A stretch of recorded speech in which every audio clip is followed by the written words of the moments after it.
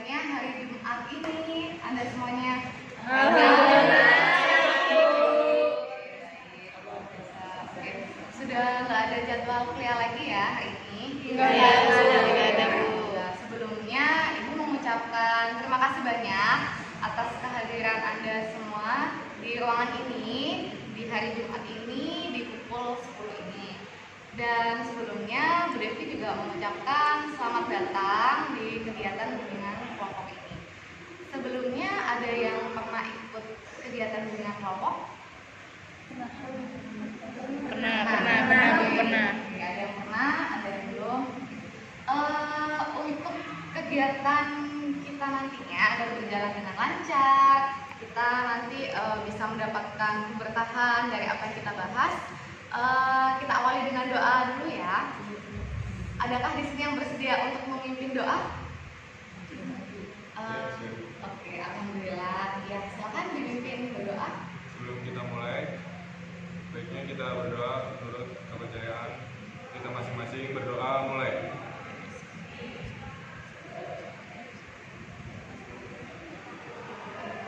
Berdoa selesai. Oke, lanjutkan.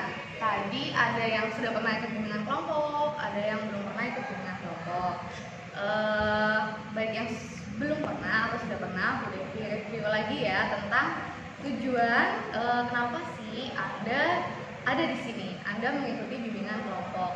Nah, jadi bimbingan kelompok itu adalah salah satu jenis layanan dalam bimbingan dan konseling, di mana layanan ini bertujuan untuk mengembangkan keterampilan komunikasi, keterampilan mengembangkan pendapat, juga keterampilan bersosialisasi dengan memanfaatkan dinamika kelompok di dalamnya, yaitu suasana hangat, suasana akrab, dan berkembang. Oke, dan di sini saya sebagai PK, yaitu pemimpin kelompok, dan Anda semuanya di sini sebagai AK atau anggota kelompok. Nanti kita akan membahas suatu topik dan diharapkan nanti Anda aktif ya, mengungkapkan pendapat, tidak perlu sungkan, tidak perlu takut. Jadi kemukakan pendapat Anda terkait topik yang kita bahas nantinya. Dan sebelumnya Bu Devi juga ingin menjelaskan ada beberapa akses ya dalam bimbingan kelompok kita kali ini, yaitu yang pertama adalah asas kesukarelaan. Ini sudah Anda wujudkan dengan Anda semuanya hadir di sini secara sukarela. Sebelumnya saya mengucapkan terima kasih banyak ya. Ya, sama-sama. Oke, dan yang kedua adalah asas keterbukaan, yaitu Anda nantinya diharapkan bisa terbuka, bisa nggak malu-malu, nggak sungkan untuk mengungkapkan pendapat atau argumen masing-masing terkait topik yang kita bahas. Nah, topiknya adalah tentang Menteri Pendidikan Nadiem Makarim. Oke. Nah, lalu selanjutnya ada asas kegiatan. Di mana asas ini Anda diminta untuk aktif, untuk berpartisipasi. Jadi mohon tidak ada yang pasif ya. Jadi nanti kita menghidupkan suasana bimbingan kelompok ini. Dan selanjutnya adalah ada asas kenormatifan, yaitu meskipun Anda nanti bebas berpendapat, mengemukakan pemikiran Anda, tapi tolong jangan sampai ada yang menyinggung teman ya, menyudutkan, menyinggung, atau ada unsur syarat. Ada yang tahu panjangan syarat? Suku, agama, ras, dan antar golongan. Nah, jadi kita jaga norma-norma dan etika dalam berpendapat. Dan selanjutnya yaitu adalah asas kerahasiaan. Nah, nanti kalau misalnya ada hal-hal yang sifatnya itu rahasia atau perlu dijaga, kita sepakat ya menjaga atau mengkeep dalam satu kelompok ini. Bisa disepakati? Bisa. Oke, semoga kita semuanya bisa menegakkan asas-asas tadi ya. Nah, oke. Sekarang kita lakukan dulu perkenalan. Tak kenal maka tak Sayang. Ada lagi juga tak kenal maka tak Cinta. Cinta. Ada juga tak kenal maka tak aruf. Nah, kenalan ya.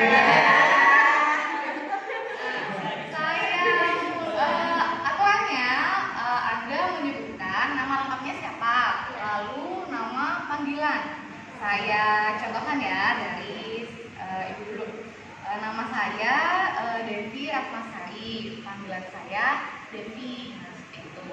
Oke, siapa yang mau bersedia duluan atau mau dimulai dari sebelah kanan atau kiri atau mau bagaimana?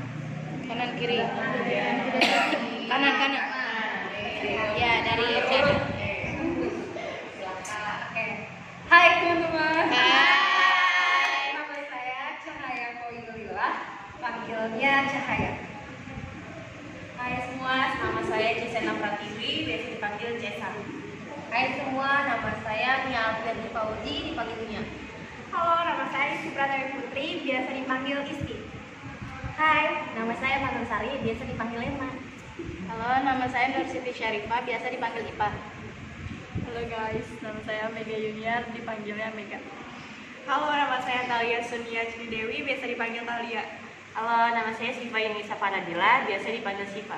Perkenalkan, nama saya Muhammad Iqbal Al-Faqi, dipanggilnya Iqbal. Oke, semuanya udah memperkenalkan diri masing-masing. Untuk lebih menghafal nama-nama, Ibu ada permainan rangkai nama. Aturannya, misalnya dari sebelah kanan Ibu, misalkan menyebutkan nama Ibu dulu, baru namanya. Lalu begitu juga dilanjutkan ya, menyebutkan nama yang di sebelah kirinya, baru namanya sendiri. Bisa dipahami? Bisa. Oke, bisa dimulai. Oke. Nah, Devi Cahaya. Devi Cahaya Cesa. Devi Cahaya Cesa Mia. Devi Cahaya Cesa Mia Isti. Devi Cahaya Cesa Mia Isti Emma. Devi Cahaya Cesa Mia Isti Emma Ipa. Devi Cahaya Cesa Mia Isti Emma Sarifah Mega. Devi Cahaya Cesa Mia Isti Emma Sarifah terus Mega Talia. Devi Cahaya Dan siapa tadi? Talia. Talia, oke. Devi Cahaya Cesa Mia Isti Emma Ipa Mega Talia Sipa. Devi Cahaya Cesa Mia Isti Emma Ipeh Mega Talia Siva Iqbal. Oke, coba ya. Cahaya, Cesa, Mia, Isti, Ipa. Oke. Cahaya, Cesa, Mia, Isti, Emma, Hanifah, Ipa, Mega, Talia, Siva, Iqbal. Oke. Oh, yaudah. Untuk mencairkan suasana, Ibu ada permainan namanya durian runtuh. Kita berdiri dulu ya. Seru nih main. Tangan di sebelah kiri begini ya. Kanan Oke. Nah, Ibu di tengah. Jadi nama gamesnya adalah durian runtuh. Kalau Ibu akan membacakan suatu cerita, kalau ada kata durian, silakan Anda berusaha menangkap tangan di sebelah Anda. Nanti yang ketangkep boleh unjuk kebolehan di depan.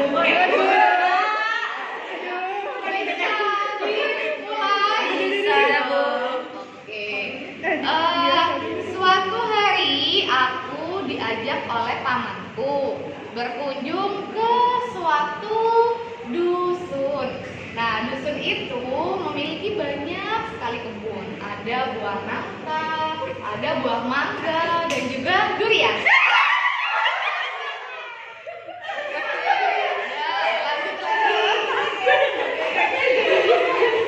Oke, lanjut lagi. Di kebun tersebut aku senang sekali. Aku bisa makan banyak buah-buahan. Aku bisa menghirup udara segar. Dan aku selanjutnya melihat kursi, lalu aku duduk di situ sambil makan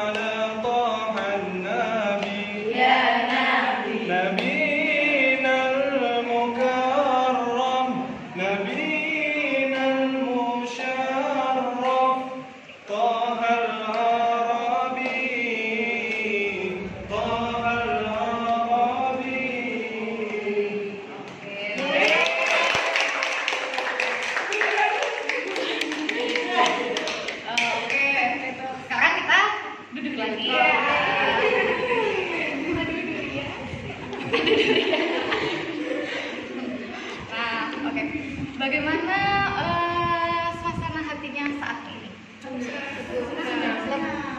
Lebih oke, lebih rileks ya, lebih rileks. Oke, lebih rileks. Berarti, nah kalau udah rileks, sudah lebih merasa nyaman, bisa lebih berkonsentrasi, sudah siap untuk masuk ke tahap berikutnya. Siap. Oke, tahap berikutnya adalah tahap kegiatan. Nah, di tahap kegiatan nanti kita akan membahas suatu topik ya, tadi yang sempat Bu Devi sebutkan ya, yaitu tentang Menteri Pendidikan Nadiem Makarim. Nah, sebelumnya apakah ada yang perlu dikomunikasikan atau ada yang belum siap atau mungkin ada pertanyaan kepada Ibu? Tidak ada. Oke, berarti kita udah bisa lanjut ke tahap kegiatan ya. Iya. Oke. Nah, sekarang kita ada di tahap kegiatan. Kita akan membahas suatu topik. Topiknya adalah tentang Sang Menteri Pendidikan Nadiem Makarim. Di mana Nadiem Makarim ini adalah dulunya merupakan CEO dari Gojek. Nah, itu kan sebuah terobosan baru ya di dunia transportasi di Indonesia, dan saat ini juga Gojek cukup sukses ya, meskipun ada beberapa rivalnya. Nah, yang menarik adalah Nadiem Makarim ini backgroundnya itu dari keilmuan bisnis. Nah, tapi saat ini beliau ditunjuk oleh Bapak Presiden Jokowi sebagai Menteri Pendidikan.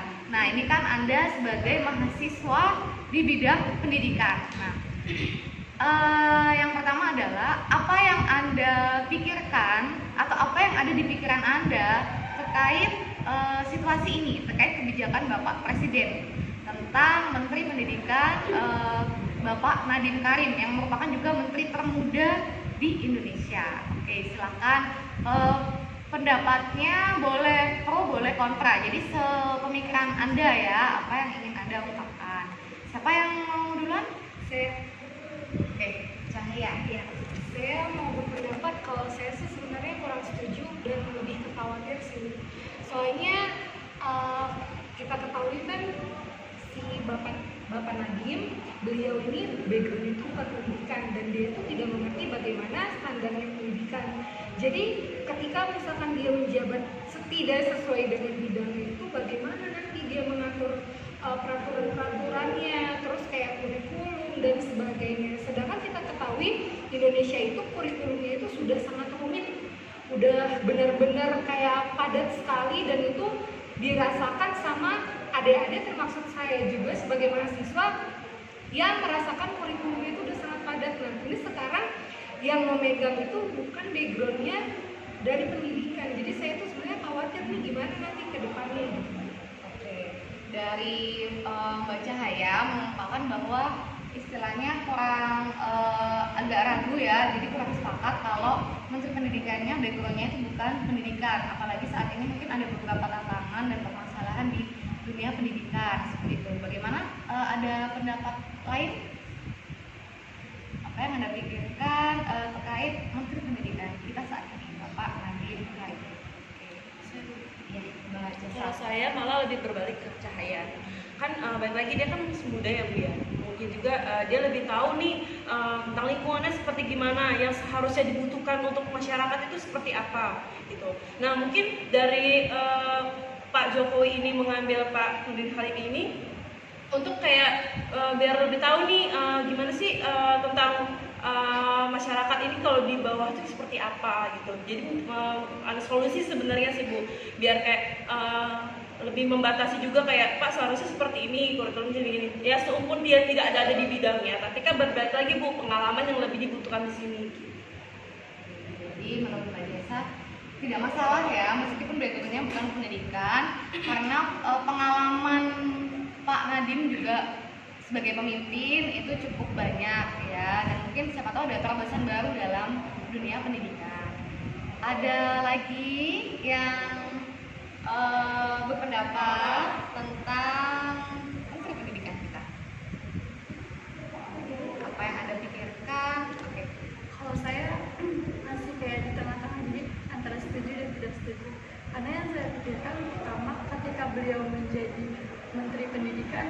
backgroundnya kayak tadi si Cahaya bilang backgroundnya dia bukan di pendidikan, dan di situ yang dikhawatirkan mungkin nanti beliau kurang paham akan pendidikan, nantinya akan membuat suatu yang kurang maksudnya kurang baik di pendidikan. Tapi balik lagi untuk beliau sendiri CEO dari Gojek. Jadi kan Gojek itu kan suatu aplikasi ya. Nah saat ini dengan dunia yang modern saat ini tuh teknologi digital tuh benar-benar berpengaruh banget bagi manusia. Di situ mungkin nanti ke depannya beliau bisa menemukan atau membuat suatu aplikasi-aplikasi yang akan membantu siswa dan mahasiswa dalam bidang pendidikan. Seperti itu. Oke, terima kasih Mbak Mega. Ya, tadi Mbak Mega mengungkapkan bahwa masih di tengah-tengah ya, atau 50-50. Jadi di satu sisi memang perlu upaya, mungkin perlu ada pembelajaran lagi ya dari beliau terkait memahami pendidikan. Di sisi lain bisa jadi nanti akan muncul aplikasi-aplikasi atau pembelajaran berbasis digital. Nah, seperti itu apalagi ini kan era revolusi industri 4.0. Oke, ada lagi kah yang Anda pikirkan? Apa kalau misalnya Anda jadi Pak Menterinya gitu, apa yang Anda pikirkan gitu dengan kondisi pendidikan di Indonesia saat ini? Mungkin kalau misalnya dari saya sendiri, dari kenapa Pak Jokowi milih Nadiem, pasti kan sudah ada pertimbangan dan gak asal milih gitu. Mungkin dari latar belakang pendidikannya Pak Nadiem sendiri, atau dari hal-hal yang mendorong Pak Jokowi milih itu pasti ada sebabnya gitu. Jadi saya sih percaya, maksudnya kita percayakan saja kepada Pak Nadiem dan memberi support, karena kemarin saya lihat sendiri di tayangan berita, Pak Nadiem itu udah langsung rapat kepada dewan-dewan di bawahnya dia juga meminta bantuan, karena kan memang tadi latar belakang Pak Nadiem sendiri bukan orang pendidikan. Beliau meminta bantuan seperti saya di sini juga baru, mari kita kerjasama bareng-bareng membangun pendidikan di Indonesia. Jadi dengan langkah kayak gitu, oke, berarti ini udah ada niat baik dan maksudnya ada ingin perubahan di pendidikan kita gitu. Jadi ya kita dukung aja. Oke, Mia ya? Isti, Bu Isti. Terima kasih Mbak Isti. Jadi pemikiran Mbak Isti berdasarkan melihat di berita juga. Jadi meskipun beliau bukan dari background pendidikan, tapi beliau mau belajar ya. Beliau istilahnya ngajak, ayo kita kerja bareng seperti itu. Masih ada lagi kah pendapatnya terkait Menteri Pendidikan kita, Pak Nadiem Karim? Oke. Atau sekarang coba apa yang Anda rasakan ya? Tadi kan yang dipikirkan, sekarang yang dirasakan. Ketika kita punya menteri mungkin pendidikan yang beda dari sebelumnya. Yang sebelumnya ada yang mantan rektor ya, Pak Muhadjir Effendi, lalu Bapak Anies Baswedan, dan kan kebanyakan memang dari pendidikan, mantan rektor dan sebagainya. Nah, bagaimana perasaan Anda ketika mendapat Menteri Pendidikan yang suatu terobosan baru? Nah, apa yang Anda rasakan? Kayak seneng aja sih, kayak jadi lebih bersemangat, pertama karena dia masih muda. Dia masih muda, karena kebanyakan yang udah kan kayak mungkin sudah berumur seperti itu. Nah, di sini yang lebih bikin saya senang adalah beliau itu kan CEO dari Gojek, dan otomatis dia tahu mengenai dunia. Di sini saya lebih suka karena dunia internet digital sudah dibawa, karena untuk saat ini tuh semua orang udah kayak pegang handphone gitu kan, tapi dengan mereka tidak bisa memanfaatkannya dengan baik. Mungkin nanti ke depannya dengan adanya Bapak Nadiem ini akan merubah semuanya gitu. Jadi handphone itu mungkin akan lebih bermanfaat bagi siswa dan mahasiswa dan yang lain. Oke, bagus sekali ya pendampatnya. Jadi merasa senang karena masih muda, era milenial ya. Bener sih, mungkin selama ini pemanfaatan gadget ya banyak mungkin buka medsos dan sebagainya. Dan dengan adanya nanti terobosan, mudah-mudahan dari Pak Nadiem Karim akan setidaknya handphone untuk siswa mahasiswa itu lebih bermanfaat lah. Iya. Oke, ada lagi? Iya. Ini Mia. Kalau saya sih merasa ada rasa senang juga, ada rasa khawatir juga. Kalau misalnya senangnya itu tadi seperti sama Mega disebutkan, itu senangnya karena dia masih muda, nah, masih banyak pemikiran-pemikiran yang mungkin bisa memajukan pendidikan di Indonesia. Tapi khawatirnya kan bawahan-bawahannya itu kan lebih ke apa ya, bawahan-bawahannya seperti itu lebih tahu tentang pendidikan. Khawatirnya, yang saya khawatirkan itu takutnya nanti ada di dalamnya itu ada pro kontra antara ketua apa Nadinya dengan bawahannya. Oke, jadi Mbak Mia mengungkapkan ada semacam rasa kekhawatiran ya, takutnya karena bawahannya mungkin ada yang benar-benar background pendidikan, lalu paham ya, takutnya nanti ada yang bertentangan. Seperti itu. Bagaimana kalau yang lain tentang apa yang dirasakan? Kalau saya merasa senang juga karena kan kita kan sebagai mahasiswa, terus juga kita bisa menunggu aksi-aksinya dia nih, kinerja-kinerja yang bakalan mau dilakuin itu apa aja ke depannya. Terus kan pasti kan ada masa jabatannya ya. Jadi ya udah, kita sebagai mahasiswa tinggal menunggu aksinya Pak Nadiem ini seperti apa, bagaimana kelanjutannya, atau dia kinerja bagus atau tidak. Oke, jadi ada penasaran ya, tadi gimana sih kinerjanya kan seperti apa gitu. Oke, ada lagi ya. Ini Emma, Bu. Emma. Kalau saya lebih ke khawatir ya Bu ya, takutnya gimana ya, tujuan pendidikan di Indonesia itu tidak tercapai gitu, karena ngelihat dari background si Bapak Nadiem ya namanya. Bapak Nadiem itu kan bukan jebolan pendidikan gitu, tapi dia lebih ke bisnis. Tapi nanti kita lihat aja gitu aksinya dia atau apa kinerjanya dia kayak gimana pas dia menjabat jadi menteri ini. Ya semoga aja dia bisa merubah sistem pendidikan yang lebih bagus lagi di Indonesia ini. Jadi selain ada rasa khawatir juga rasa penasaran, optimis mungkin ya, coba berpikir positif mungkin ya, merasa mudah-mudahan akan membawa perubahan ya, seperti itu. Oke, ya Iqbal. Saya sih lebih ke khawatir ya, karena menurut saya pendidikan di Indonesia ini sekarang bisa dibilang kurang maju, kayak misalkan ini pendidikan di Indonesia itu kurang lebih bersaing kayak di negara-negara lain. Menurut saya kalau orang yang terlepas dari kalau profesional dia sebagai pemimpin, menurut saya itu kurang, karena buat mengatasi pendidikan di Indonesia ini menurut saya butuh orang yang berpengalaman. Oke, nah ini ada perasaan khawatir juga ya, karena untuk menangani pendidikan di Indonesia itu menurut Mas Iqbal juga harus butuh orang yang berpengalaman. Jadi Mas Iqbal merasa khawatir ya sebenarnya.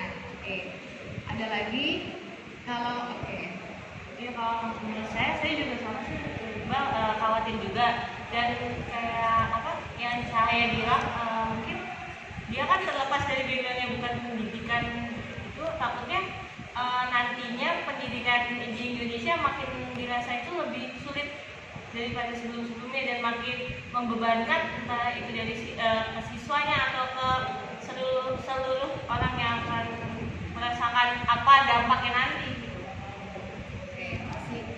Khawatir juga ya, jadi tadi sebagian besar lebih banyak khawatir. Apa ada perasaan lain? Oke, Kalau saya di sini merasa sebenarnya seneng Bu, karena kan beliau ini kan dari cowoknya Gojek ya Bu ya. Siapa tahu gitu Bu, ntar siswa apa mahasiswanya dapat ya, ini yang khusus ini saya melihatkan kartunya ini tuh dapat gratis apa promo gitu, bukan lumayan ya Bu ya. Kan kalau zaman sekarang kan sekolah kan nggak diperbolehkan untuk bawa motor gitu, jadi kayak efektif kan gitu loh. Tim diskon Bu. Oke, jadi bisa mungkin kerja sama dengan menteri yang terkait dengan transportasi ya.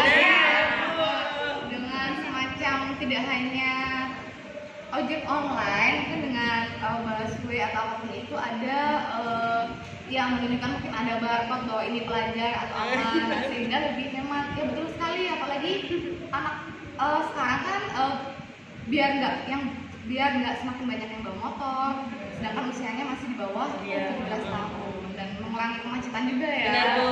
Nah, oke, bagus sekali tadi ya. Apa ya, yang pendapat masing-masing tadi ya, pendapat Anda semuanya. Nah, tadi kan udah yang dipikirkan, yang dirasakan. Nah, sekarang tentang sikap. Nah, bagaimana sikap Anda nih nanti bila ada kebijakan dari Pak Nadiem Karim ya, misalnya terkait tentang pendidikan. Oke, ada yang bisa memberikan pendapat terkait sikap? Oke. Paling kalau saya misalkan ada sesuatu hal baru yang diberikan oleh Pak Nadiem, kita sikapnya menerima, Bu. Kayak kita pelajari dulu sih, misalkan kebijakannya mengenai pendidikannya itu yang seperti apa, kita menerima gitu, Bu, ikutin apa yang diberikan oleh Pak Nadiem itu kalau emang halnya itu baik gitu. Oke. Mbak siapa? Mbak Ipa sikapnya akan menerima kalau kebijakannya itu bisa istilahnya sesuai lah, menurut kita sesuai. Nah, oke. Kalau misalnya nih ada kebijakan yang tidak sesuai, sikap Anda bagaimana sebagai mahasiswa? Apalagi kemarin ada yang ketemu nggak? Kalau misalnya ada kebijakan yang tidak sesuai dengan menurut Anda tidak sesuai, sikap Anda bagaimana? Silakan yang ya. Oh ya udah, yang siapa dulu nih? Mas. Ya udah. Kalau saya sih bener kayak yang kemarin-kemarin, saya lebih kayak turun ke jalan misalnya gitu, menyampaikan aspirasi apa yang kalau misalkan salah langkah apa kebijakan yang tidak tepat itu wajib diluruskan. Oke. Bagaimana? Apakah ada yang setuju dengan sikap dari Mas Iqbal? Kalau misalnya saya sendiri, kan karena mungkin saya sendiri kan pribadi wanita ya, jadi mungkin kalau untuk turun ke jalan itu kan nggak bisa dapet izin kayak gitu kan. Mungkin kalau saya sendiri mungkin lebih kayak mengkritik atau memberi tahu gitu ya ke Pak Nadiem, kan karena sekarang ada akun-akun dari Menteri Pendidikan sendiri, jadi kita di situ mungkin itu Twitter, kita bisa kan mengaspirasikan apa yang kita keluhkan lewat Twitter tersebut atau via komentar di Instagramnya. Mungkin kan semakin banyak yang komentarnya sama mungkin ditanggapin gitu kan. Kalau untuk turun ke jalan sendiri sih saya enggak, karena kan saya wanita gitu dan enggak diperbolehkan mungkin, jadi lebih aman di rumah dengan cara berkomentar atau memberikan peringatan, bukan peringatan sih, kayak negur gitu lewat sosial media gitu. Tapi dengan cara yang tetap sopan dan santun, karena kan kita mahasiswa, biar kita kan terlihat oh ya mahasiswa ada attitude-nya, ada tata keramanya gitu, Bu Bari. Oke, bagus sekali ya. Nah, selain turun ke jalan, cara lain adalah misalnya Pak Menteri Pendidikan itu membuat akun semacam web di mana di situ menampung aspirasi seperti itu. Sebenarnya bagus juga sikap yang dipilih Mas Iqbal, misalnya turun ke jalan, tapi dengan catatan mengikuti aturan ya, tidak anarkis ya. Di undang-undang ada aturannya, mahasiswa boleh mengaspirasikan, tapi tertib dan tidak anarkis. Oke, ada sikap yang lain atau mungkin Anda sebagai wanita malah ingin ikut mengaspirasikan seperti Mas Iqbal? Ya, kalau saya sih lebih sukanya mungkin kayak acara-acara yang di metro-metro gitu loh, Bu, yang kayak debat-debat, adu argumen. Nah, misalkan ada pro dan kontra nih. Ya kita gimana ya? Kita beradu-adu aja gitu. Lebih sukanya seperti itu sih. Oh, jadi kayak kalau misal acara di TV itu kayak ILC, Mata Najwa. Iya, Mata Najwa. Jadi lebih istilahnya debatnya di terbuka ya, di acara terbuka yang bisa disaksikan oleh banyak orang. Nah, dengan begitu nanti aspirasinya bisa terlihat. Oke, bagaimana dengan yang lain? Apakah setuju dengan Mbak Cesa, Mbak Isti, atau Mas Iqbal, atau ada sikap yang lain dari Anda?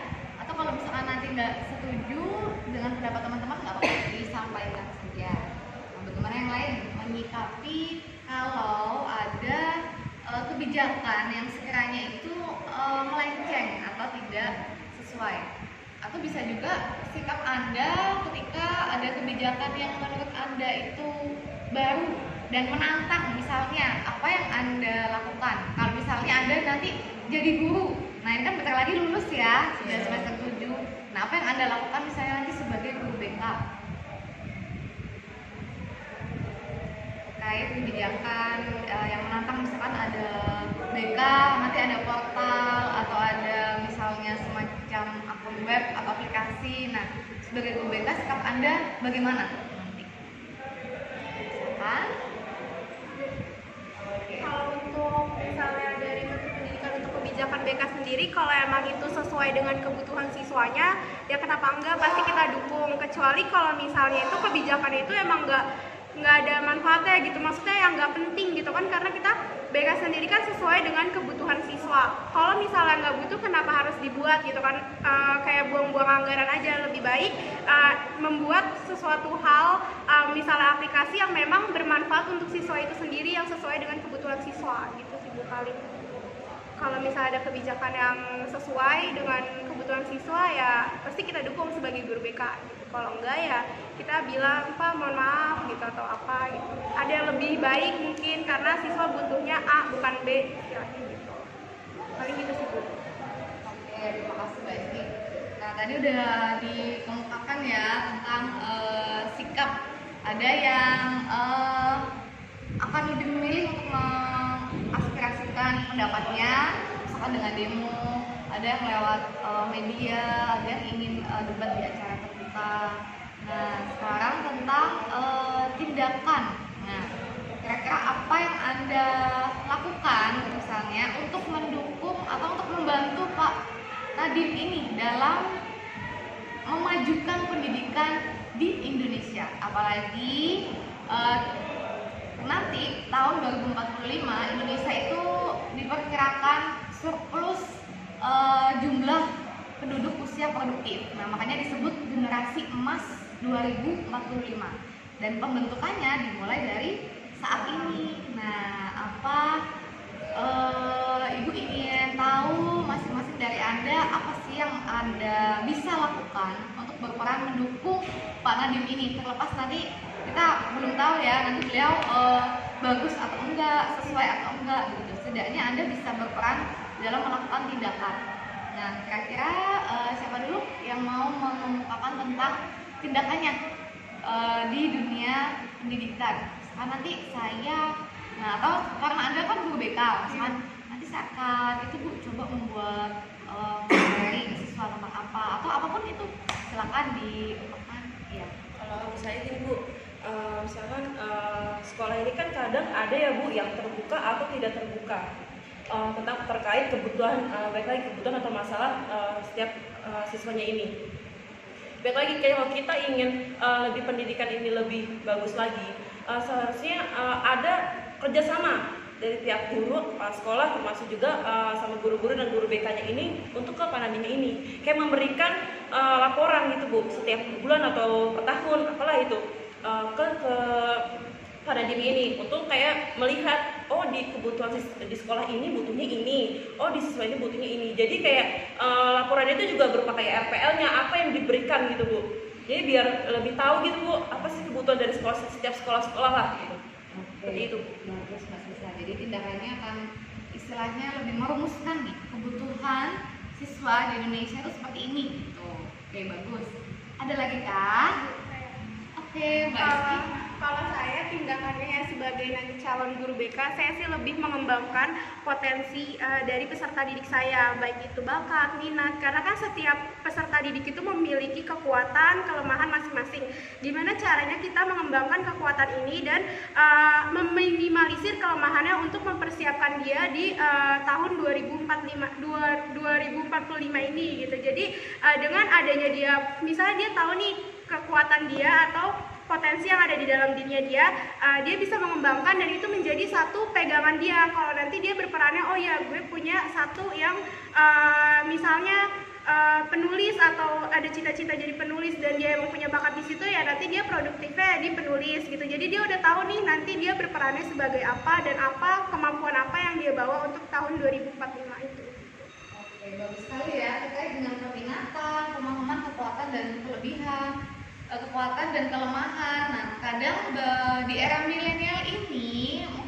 amati, yang Anda lihat banyak peserta didik yang masih belum tahu nih nanti mau jadi apa. Bahkan cita-cita yang ada saat ini bisa jadi beda dengan yang dulu.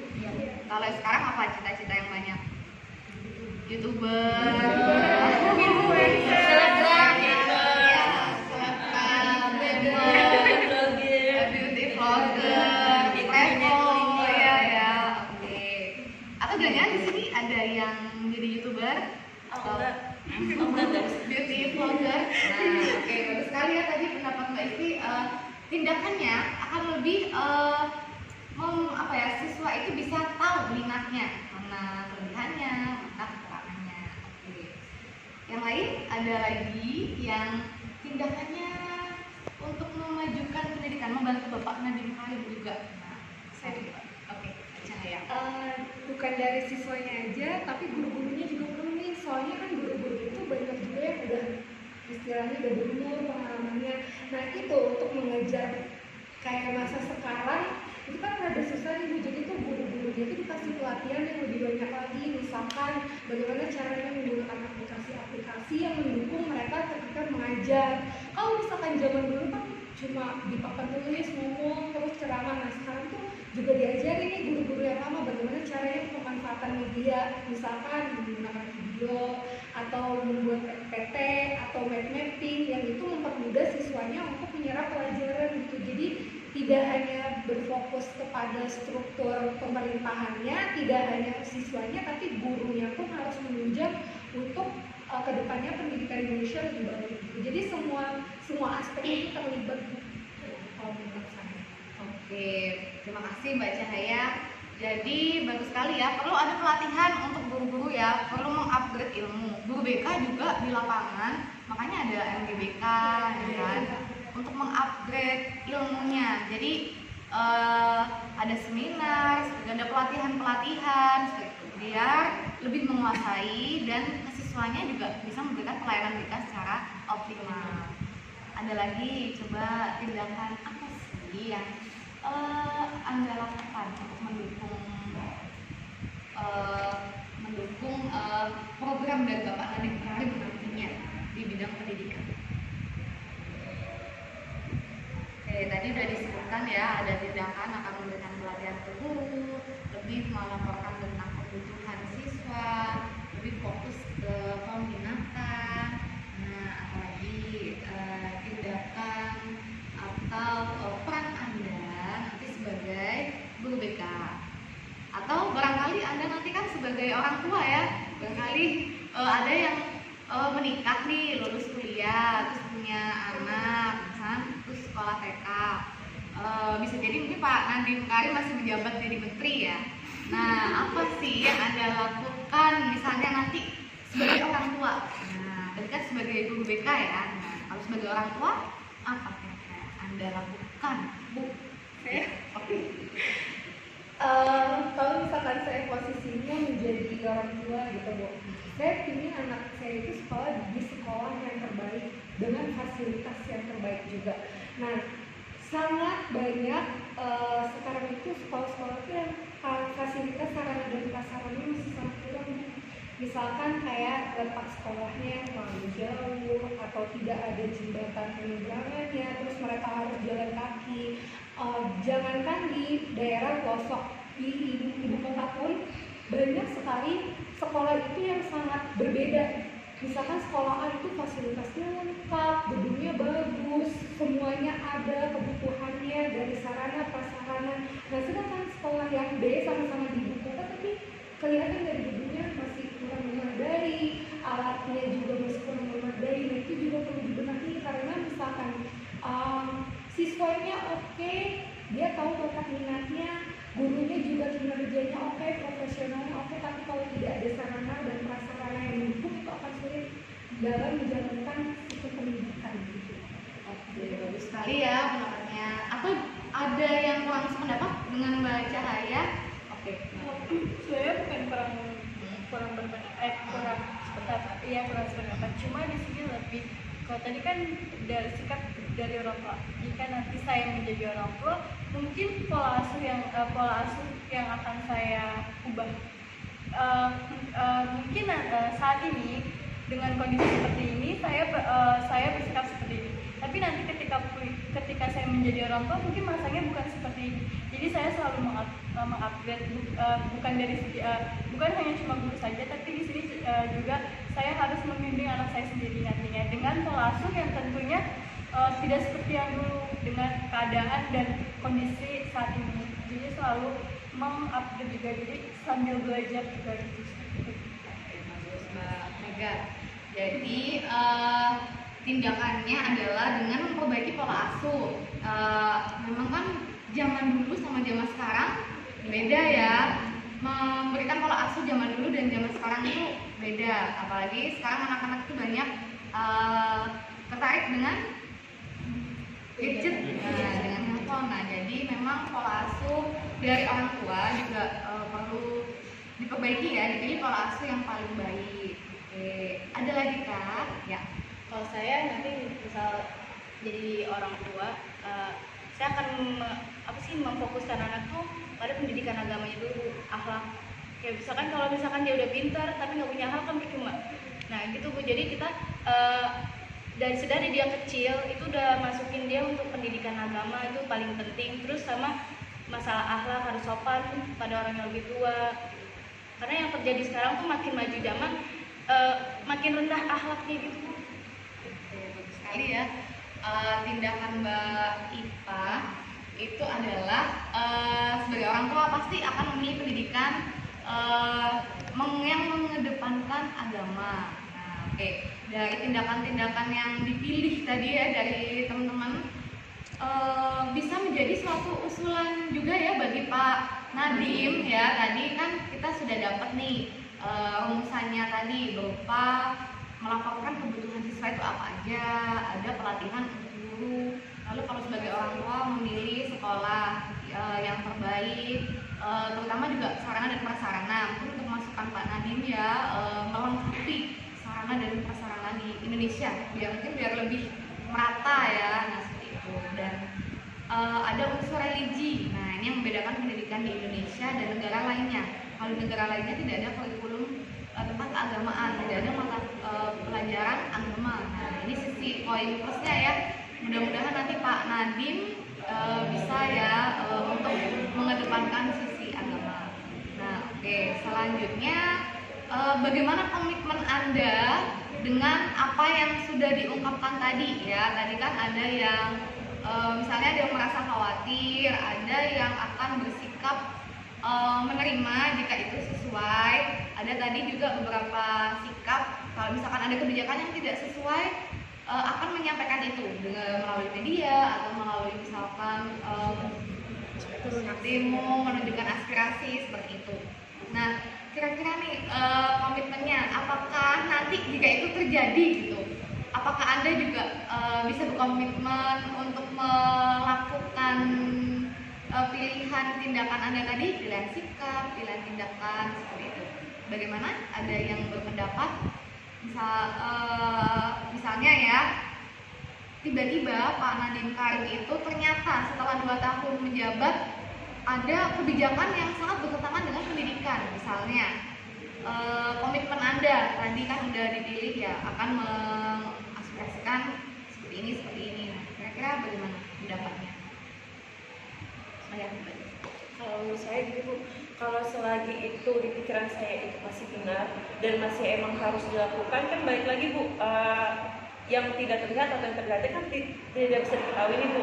Nah karena saya di sini sekeliling saya merasakan seperti ini, ya saya harus berpendapatnya untuk Pak Nadiem seperti ini gitu.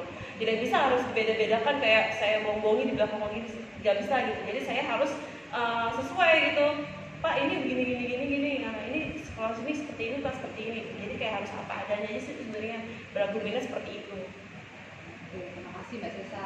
Ini Mbak Sesa adalah bentuk tanggung jawabnya ya terhadap misalnya ada kebijakan yang sekiranya itu melenceng ya dari ketentuan pendidikan seharusnya, maka akan tetap berupaya untuk menyampaikan aspirasi. Jadi tidak menyikapinya secara pasif ya, tapi aktif untuk menyampaikan aspirasi itu. Nah, oke.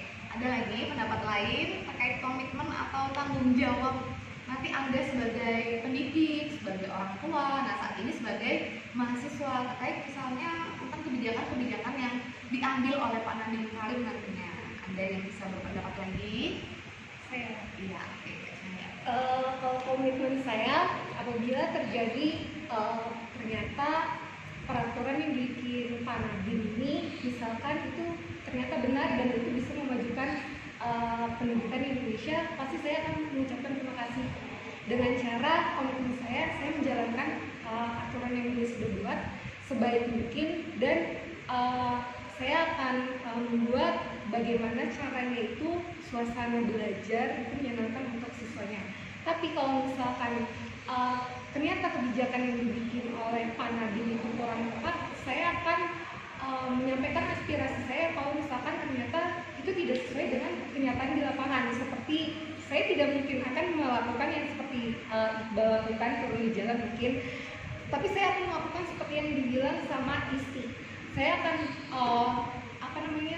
aktif untuk memberikan kritik dan saran di media sosial, khususnya mungkin dari Kemendikbud atau dari instansi-instansi yang memang dia itu berperan dalam aturan pendidikan ini, agar aturan yang tidak sesuai ini segera diubah, jangan dibiarkan berlarut-larut saja. Bagus Mbak Cahaya ya. Tadi kalau kebijakannya sesuai maka akan berkomitmen untuk menjalankannya.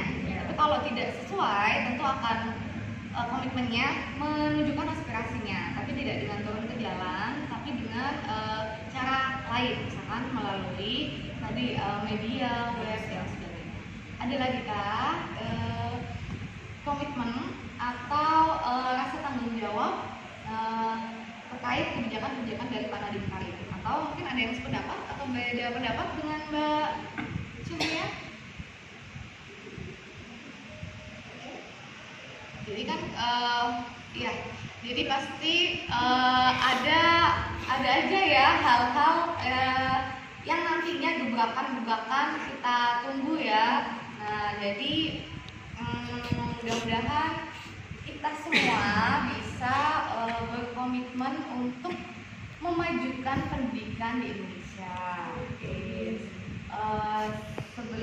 Sebelumnya ada lagi kah yang berpendapat terkait tentang komitmen ini? Tidak. Oke, bagaimana tentang tema? Oke, kalau begitu sekarang kita coba meneguhkan hasrat kita, menyatukan asa kita, harapan kita untuk pendidikan di Indonesia. Apakah Anda semuanya siap untuk mendukung atau memajukan pendidikan Indonesia dan mendukung membantu Bapak Nadiem Makarim selaku Menteri Pendidikan nanti dengan misalnya melakukan tindakan-tindakan untuk memajukan Indonesia? Apakah semuanya siap? Siap. Semuanya bisa bertekad? Bisa. Oke, kalau Bu Devi bilang pendidikan Indonesia, Anda jawabnya excellent gitu ya. Pendidikan Indonesia excellent. Oke, biar kita lebih semangat kita tepuk tangan dulu ya.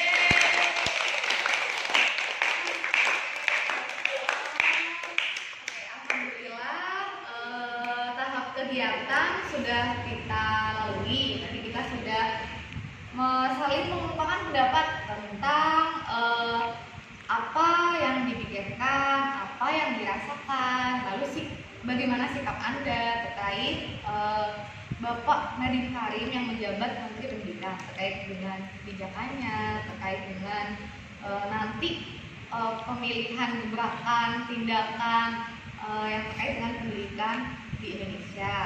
Nah, intinya kita semua berharap Bapak Nadiem Makarim bisa melakukan tindakan, kebijakan yang memajukan pendidikan Indonesia, biar Indonesia dapat mewujudkan mimpinya, yaitu sebagai generasi emas 2045 dan bisa menjadi negara maju. Karena kalau di negara lain saja itu mereka usia yang non produktif yang lebih banyak di tahun 2045. Nah, itu.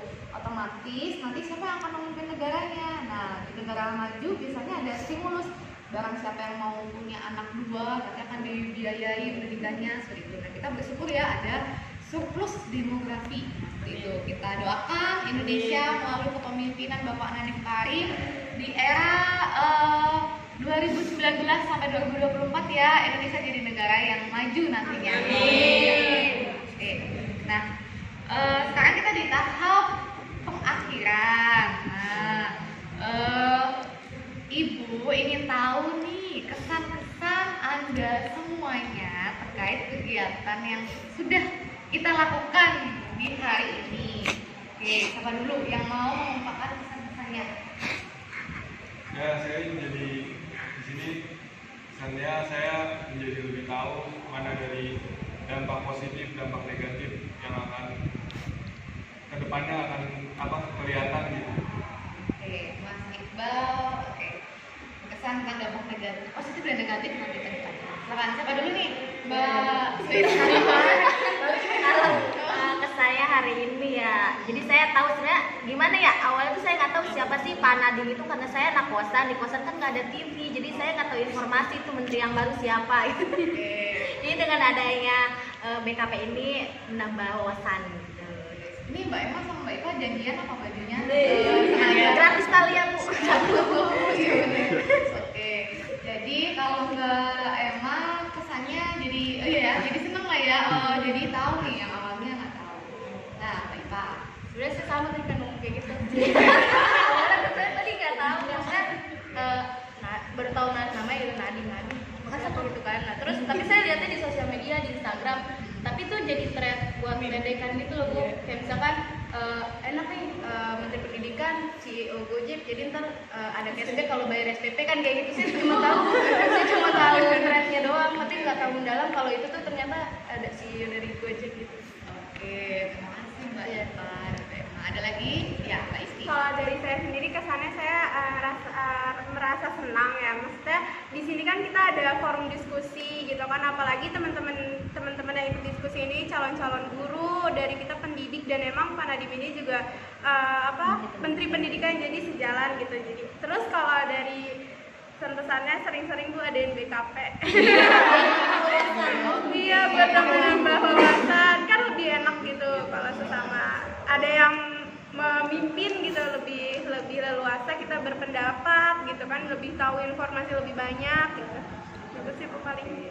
Oke, tadi ada pesan-pesan yang diungkapkan ya. Nah, sekarang pesan dan harapan nih. Nah, terkait apa yang kita bahas tadi ya, Anda juga selaku istilahnya itu pemain peran di bidang pendidikan. Nah, dari kegiatan yang sudah kita lakukan ini hampir 1 jam ini ya, pesan dan harapan Anda bagaimana? Tadi sih sudah disebutkan Mbak Isti tadi ya, sebenarnya pesannya sering diadakan BKP.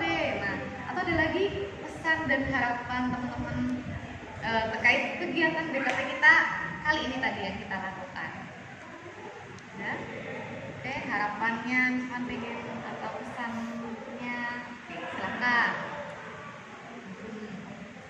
Sebelum nanti kita tutup, oke, Mbak Mia. Oke. Pesannya sih buat ini ya, Nadiem sendiri mungkin kedepannya semoga Indonesia ketika dipegang menterinya Bapak Nadiem lebih maju lagi pendidikannya. Terus harapannya sama sih kayak pesannya, semoga lebih maju.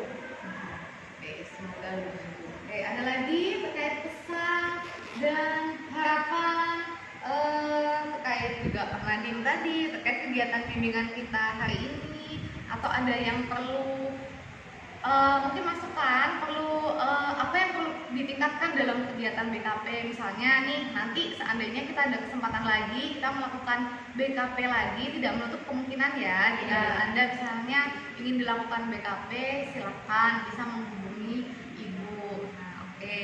Adakah yang perlu dikoreksi atau perlu ditingkatkan dalam BKP kita untuk kedepannya atau harapannya, pesannya ya sebelum nanti kita akhiri hari ini? Bagaimana? Oke, Oke, Cahaya. kalau pesannya udah seperti kayak Tapi harapan saya sih ketika kita melakukan BKP lagi di luar Bu, Oh. biar mungkin dengan suasana yang lebih enak, Alam di alam. Oh iya betul betul betul. Tapi Oke, boleh. sambil piknik gitu ya. Gitu ya. Iya di Ragunan. siapa tahu aja ketika kita di luar bukan di taman kan kita ngeliat langit tiba-tiba terinspirasi ada Iya. gitu. Langit masuk ada inspirasi gitu. Oh iya. Oke, terima kasih Mbak Adventure Cahaya. ya? Bisa ya Adventure. ide bagus ya untuk kegiatan selanjutnya. Barangkali nanti Anda ingin diadakan BKP, kita bisa mengadakannya di luar nih ya di Kita menunjukkan tengah kolam. Taman, di Jakarta kan banyak taman ya. Iya. Di apa itu taman daerah Sakinah. Oke. Sonopati. Oke, udah banyak ya. Oh ya taman Menteng. Oke. Anda yang lebih hafal ini ya. Ah iya. Oke. Nah, kita udah di tahap pengakhiran yang tadi ya. Tadi udah ada pesan-pesan. Nah, yang terakhir dari Bu Devi adalah kita kuatkan lagi tekad kita ya untuk memajukan dunia pendidikan dan istilahnya seperti yang kita ucapkan tadi, pendidikan di Indonesia excellent.